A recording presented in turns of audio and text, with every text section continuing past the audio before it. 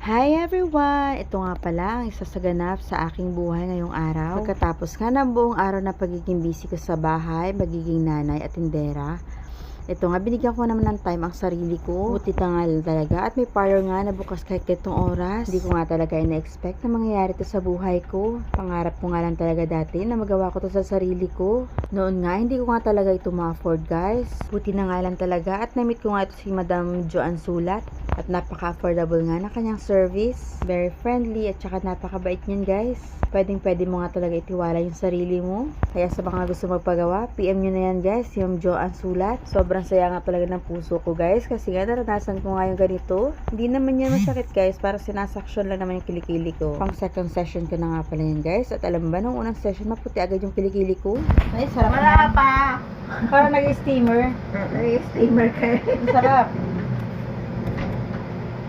Doon naman tutulog kila Rose. Wow, sarap ng pakiramdam. Ay, sarap yan na. Hindi lang sa kabila lang.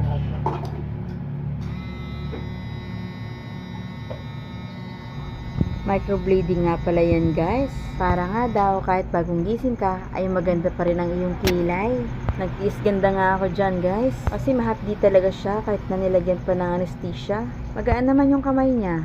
Pero nakaramdam pa rin ako dyan na parang sinusugat yung aking balat. Pang third session ko na nga pala to, guys. Nung una nga parang hirap nga mag-open ng mata pagkatapos. Pero ngayon medyo sanay na nga ako. 500 per session nga pala yan, guys, yung binayad ko. Kaya 1.5 lang yan. Facial naman, ang kasunod na ginawa niya sa akin. Ang sarap matulog niyan, guys. Tanggal talaga yung stress mo. Siguro kung tinalagal-tagalan pa yan, humilik na ako dyan. Para nga daw, naka full package na ako. Nako, sayang naman ang beauty na to. Wala naman akong katabi ngayong gabi. Char. Ay, walang char yon. Ayan nga, pinutos pa niya pa nga ako dyan. Oh, ang ganda na naman ng kuko ko. Tapos ipang kukudkud ko lang naman ng kawali yan. Oh, ayan nga, feeling maganda na naman ng person. Siyempre, dahil maganda ako, kailangan mayroon ako iti-take out na pagkain sa mga anak ko. Para naman masiyahan din naman sila. Dito nga pala yan sa Trader's Job.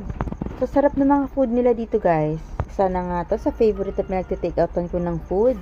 Ayan nga, pauwi na ako. Siyempre, magsusot na akong jacket kasi napakalamig ng panahon. Wala naman magyayakap sa akin, kaya jacket na lang, char. Dami monggar. Papaganda lang talaga ako, guys. Para lang sa sarili ko yun. Para mas self-confidence ako, ha. Siyempre, kapag naging nanay ka na nga, ang dami mong insecurities. Lalo nga kapag wala kang natatanggap na love and care. Ay siya, bye na nga.